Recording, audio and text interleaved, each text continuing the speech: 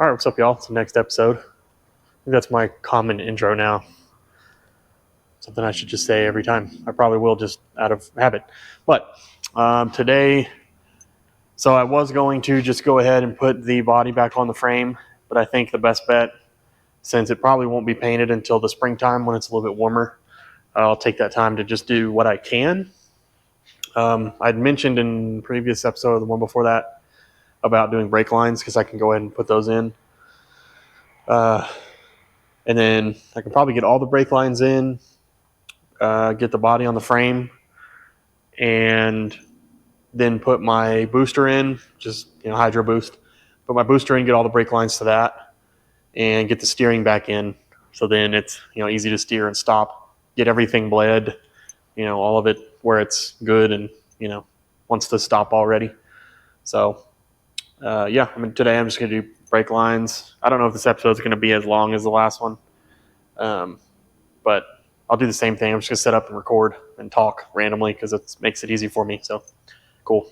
So I guess I could kind of show you where I'm already at. So I've got that little guy welded there. I've got a mark where I want to put my T-junction, this guy, on the actual housing. It's probably going to be roughly there. That little circle is. There's be a real short hose to there, go line, just hard line up above the rear end to another hose end over on this side, and then a hose to the calipers, line going this way up to the master, line from there up master, line from there up master. Just kind of a simple, brake line running. Didn't want to make it too difficult. So let's get started. I think I'm going to go ahead and just start on this main line on this side. I'll be 100% honest for today. Don't know how long I'm going to be here. My head's already starting to hurt for no reason that I can think of. So we'll get what we can get done today. Need a line first. Brake line's kind of important when you're making brakes. Just a tip. That's my tip for the day. You need brake lines to make brakes. The lines I'm using are copper nickel lines. To me, they are the same or better, depending on who you talk to. Corrosion resistance. That is not a brake line. Same or better corrosion resistance as stainless steel. And much easier to form. Stainless steel is tough to form. You need all the crazy tools. Not saying you don't need it with the copper nickel stuff, but I can tell you can do it by hand a lot easier with copper nickel. And I should have enough. I have about 7,000 feet of brake line somehow. I think I ordered some for something before, but not bad. So, and they gave me fittings in here. All right, so I have a billion fittings too, which is not a bad thing, but I also ordered fittings. I didn't know this came with some, so that's pretty cool. Anyways, I don't know if I've finished. The copper nickel line is so much easier to form. You can do it with your hands pretty much. You don't need a bender for every time. See, it's real easy. But, obviously you don't want to sit here and back and forth and back and forth and back and forth. Make it, where it doesn't want to stay. So one thing I can recommend, I see a lot of people doing, is they won't get a actual tubing cutter, and they'll try to cut these with a bolt cutters or something. These lines, well, you're just going to collapse them. And even if you think you've got them straight, or you got them, fairly straight, something will be wrong and then it won't look right. This is a brake line straightening tool. You do not need to buy these. You can make this from a piece of wood. So don't spend the money, don't really need to. You can make this from a piece of wood. I guess this is a little more convenient, but I don't think these are pretty expensive for what they do. It's literally, a sole purpose. Its sole purpose is straightening brake line. I'll see if I can find my tubing cutter, because after all that talking about a tubing cutter, Let's see if we can find mine somewhere. I had found it and then lost it. I wonder if it'd be smart if I put it with my brake line tool. Where is that? There it is. Maybe I put it in the box. I did. I'm smart.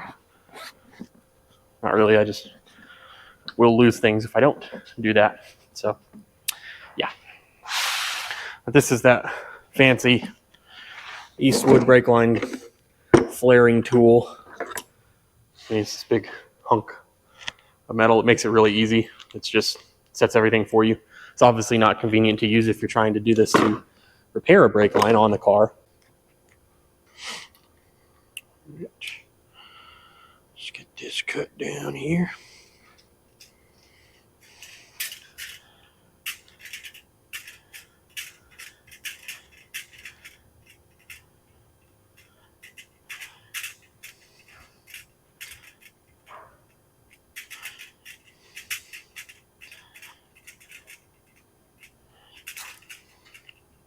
Okay, good cut.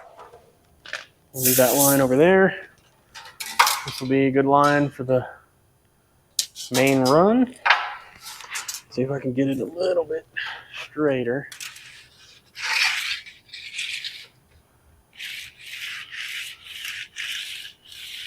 There we go. Straight. All right, other hard part about brake lines that I'm sure everyone has done before that's watched this, that does this kind of stuff. Flaring it without having your fitting installed. Very common. I've done it way too many times. I don't even want to talk about it. Take all the time to make a nice line and then flare both sides and bingo, I don't have it flared. So it's pretty fun. I'm gonna go ahead and flare this one. So I'm going to go over to my bench and record that. So, all right, wanted to give you a little show of this, show you how easy it is. So it's a double flare, 316 line. So you just make sure you get the right block. You set it as operation 0. All that's doing is making sure that it's perfectly flush. So you leave it out, put your brake light in a little bit from this side where it pops out, and then let this get it flush. That's your first operation. Then I just go over here, operation 1, 316. Operation 1, 316. You push that until you're flush. Pop it out. Then operation 2, 316. Push that in until you're flat. And we should have a perfectly flared brake line. All right, there we go. Not a bad looking double flare. One thing I forgot to mention, use some WD-40 or brake fluid, whatever. Just make sure everything is lubed up. Also, something that a lot of people skip, but I think helps keep everything consistent and clean, is deburr tool. They're cheap, $5, $6. Amazon, it's something good to have. So once you cut the line, run that deburr tool on the inside just to get all that crap, all the little shavings off on the inside. Get that out, blow it out, and then WD-40, set this up, set your brake, your flare, and you're good. So on these, it's a double flare, just a standard SAA double flare. This one will do DIN stuff, just like a bubble flare. It's like European cars and things like that. So this kit will do all that. I think Amazon has a cheaper kit. It's the same thing, it's just a different brand. But yeah, I'm just going to go ahead and get this together, and I'll see you back at the car. All right, hoping maybe this is a better angle to see what I'm doing. I can't see my face too well, but I don't think you see my face at all. But you gotta see that. This is called Lazy Geese face channel. So I'm thinking, just, you know, brainstorming here. I'm thinking that I will, come on, start. There we go. I'm thinking that I am going to run this on the top of the frame. And if I run it here, the body will be separated, obviously, with your bushings. So if I run it here, it'll hide it, you know, keep it out of the way, and it'll keep it nice looking. So with brake lines, you just want to kind of keep everything as straight as you can get it. Sometimes you'll have to do some 90s, but you want to keep everything as straight as you can get it without going crazy.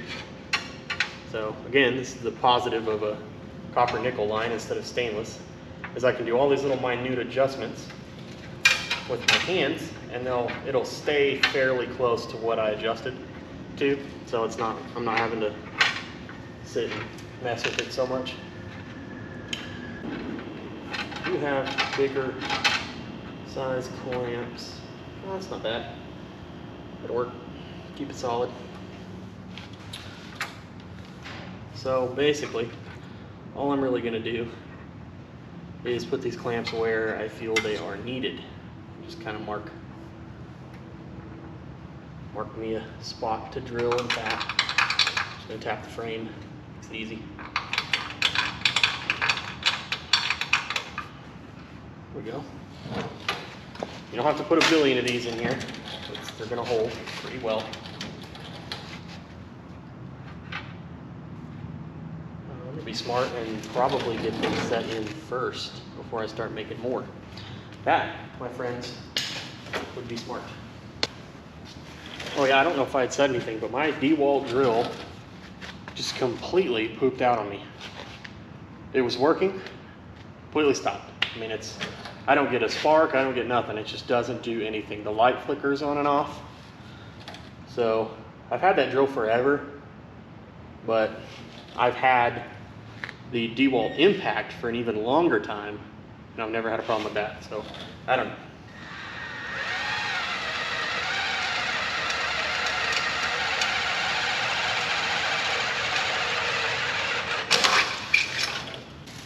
Do some tapping with a drill. I'm sure that will make people cringe, but it's thin material. Just putting a few threads in it. It'll be fine. This is where 2 drills would be nice. Maybe when I start making the YouTube money. 2 drills.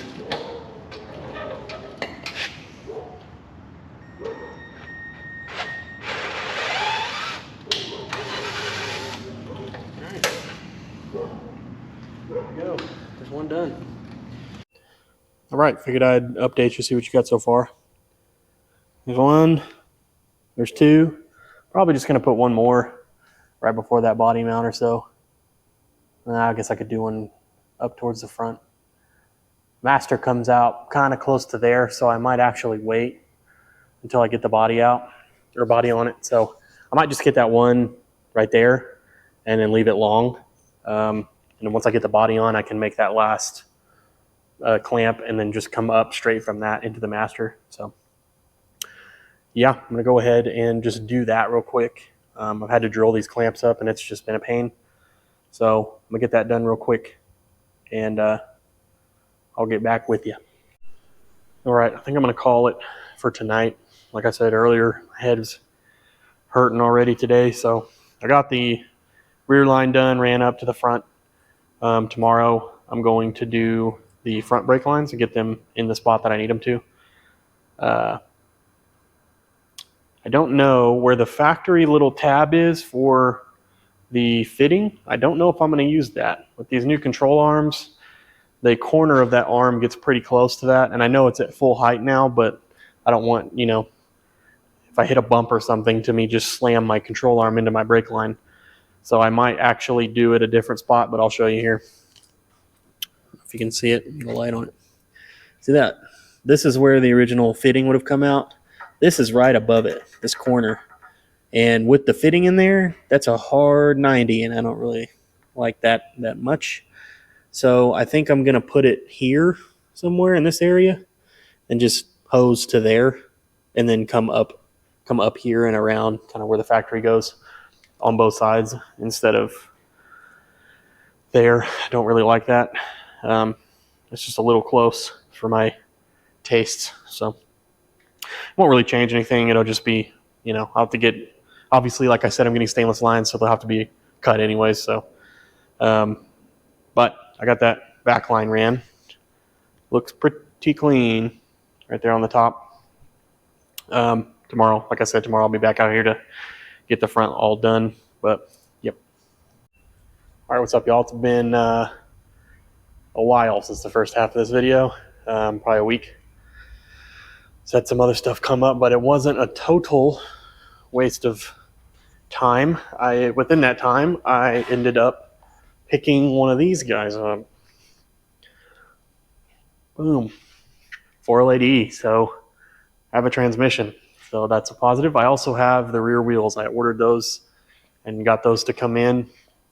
I ended up just going with the same as the front wheels. At one point, I was thinking of going like a black steely, but I like these wheels on the front and might as well make it match. So with the polished mags in the back too, so it matches.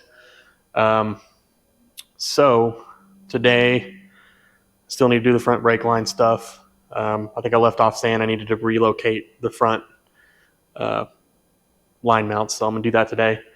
Get the line in the back over the rear end done, and then tighten up the rear shackles, tighten up all my bolts, and get it dropped down on the ground, and see how much lower this thing is than it was, because I already have it kind of close to where it'll sit, and it's low. I mean, even I can just tell by the frame from where it sat when we pulled the body off. Yeah, it's like maybe 4 or 5 inches lower in the back. So I think that'll be perfect. It'll tuck the wheels just like I wanted it to. So, yeah, I'm going to go ahead and get started on that, not waste too much time here. So, okay, I figured I'd start recording when I put this in. Might as well turn my lights on. It's probably a good thing to do. It's kind of bright outside already. Might open the back door too. Come back. Got the back door open. Let's get these tightened down. Move all this stuff out of the way. My impact. Let's see here. Let's say they're about a 21. Way off. Okay. Not 21. Not 22.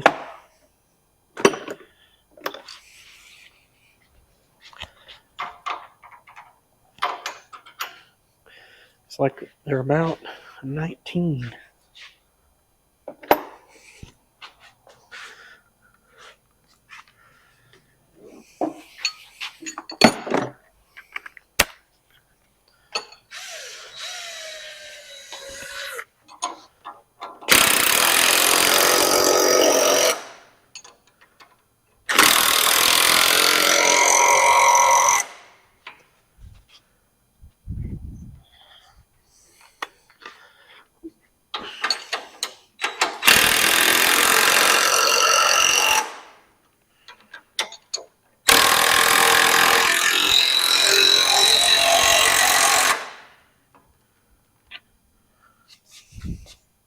I didn't put washers under that side. Cool. I didn't put washers on the one side of the bolt that when I take it out, the whole rear end falls. So that's awesome.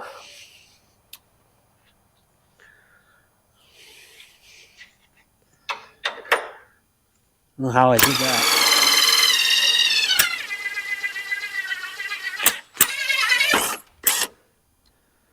Didn't fall too much, so that's good. How many washers? 2. All right, let's try to find the washers that I put away. Where I set the nut. That's how it goes. Oh, there's one. It'll work.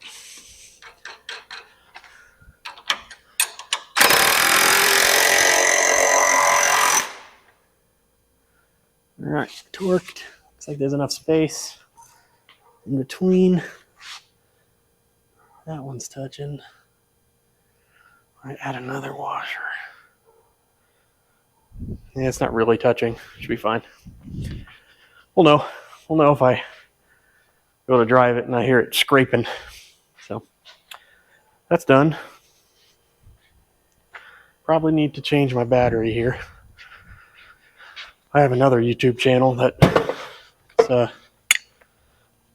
I collect old surplus military firearms, and made another channel just shooting some of them. Well, one of them, just have a video of one right now. But so I had my battery, didn't charge it, so that wasn't a smart idea, but it's fine. We'll get it figured out.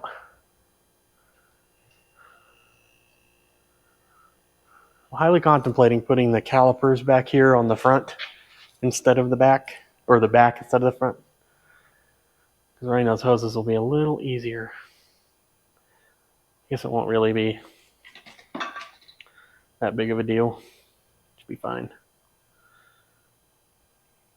Yeah, it'll be fine. We'll leave it there. Cool. So yeah, I'm going to put my new battery in, and I'll start recording more stuff. All right, so y'all, I think the last video I mentioned something about my battery, and I was going to change it out for the other one. Yeah, both of them are dead. So I just continued working that day, and I came back today, just kind of finished everything up. I'm just going to end the video here and kind of show you what I did and what I'm going to have to do.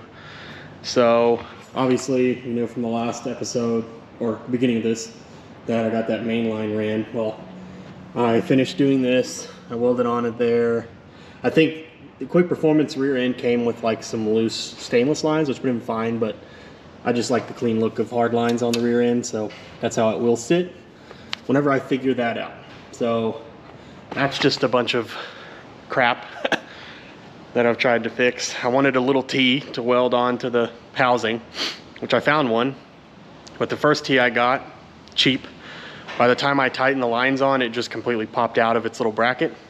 And trying to re-rivet it in, I guess, because it's just a little like flange. I can kind of show you the old one. I cut up the original bracket to try to make this new one work, but so that is the little flange right there that goes through. It's just a little T. It goes through a center slot in a bracket, and it's just kind of riveted in there like it's just two ends of it folded over. Well, it just popped right out as soon as I started tightening the line down, and I couldn't ever get it back in because it's brass, so it's malleable, but I just could never get it back in, and I had already welded the bracket on, so I tried some more sketchy things, and I cut one flange of the bracket off. Also, that T that I bought, when I got the line tightened and it broke off, before I got angry, I noticed that the fitting went in crooked. So I took it off, looked at it. The hole that was drilled in the fitting, or in the T, was completely just, they went straight for a little bit and then did that at the very end, and then just went ahead and threaded it. So when I got the final couple turns on it, the fitting wanted to turn inside of that. So I just, it was a cheap one. I was figuring something would go on with it, but so that didn't work. I went down to O'Reilly's, got another T. It didn't have a bracket with it, and I thought maybe since it's brass on steel, I'm not a welder, so, or brazier or whatever needs to be done there, so I didn't know how to permanently affix it to that. So my permanent fix was JB Weld, and that did not hold, which I was figuring. I just kind of wanted to get it in there. I don't think I was going to leave it. I might have, I don't know, but I just kind of wanted to get it in there so I could get my lines measured, and then I was going to figure something else out, but that didn't hold at all. I came in, took my vice grips off and touched it, and it fell off, and that was curing all night, 24 hours. So that side, I'm just gonna order a nicer fitting, a nicer T-fitting with a bracket on it. Only ones I can find are chrome. I don't really want that, but I can sand it off, at least where I need to weld to the housing. So, but anyways, at least the front lines look pretty damn good after I got them done. So the front lines are here.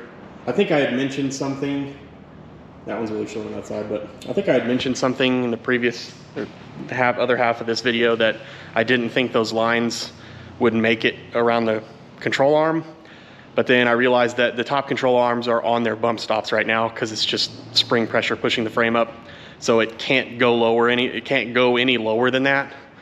So at ride height, it's gonna be like 2 inches away from the brake line. And looking at pictures of factory control arms, because brake lines were out of this on the front, so I didn't know exactly where they went. I looked at some factory pictures and they're all like that. They're all pretty close. Actually, these are a little bit farther away. They're not hovering over it. But yeah, these are on the bump stops right now. And so even if I get some air in this thing, it won't ever go lower than that. So I just went ahead, put it where the factory one was and ran the line. So it looks pretty good now. But yeah, I'm dragging this on. Yeah, I think I'm just getting the episode here and get that stuff ordered. And in all honesty, the next episode, I don't really have much to do. I can probably record us putting the frame on or put the body on the frame. And then after that, really, it's not much. I don't really want to record me stripping the car because I literally just paint the stripper on and go home because this stuff is, Citrus Strip's good, but it doesn't work immediately. I didn't want any caustic, crazy chemicals in here. So the Citrus Strip stuff takes a little bit longer than a normal stripper. So most of what I've been doing was painting on a big section of it and then leaving it overnight, coming back and scraping it off what I can. I haven't scraped this yet, but so yeah, in all honesty, I don't really have much to record because the motor, I haven't sent it out yet, but the motor will get sent out and line honed. And then after that, I guess I can record putting the motor together, but I mean, that's just another LS assembly video. I guess I could do it, try to make it funny. But yeah, this episode is done, but thanks for watching. And hopefully next week I'll have something to record. I'm just trying to think of something to do, but yeah, anyways, thanks for watching. Thanks for sticking around. I know it's a lot of friends out there, but yep, thanks.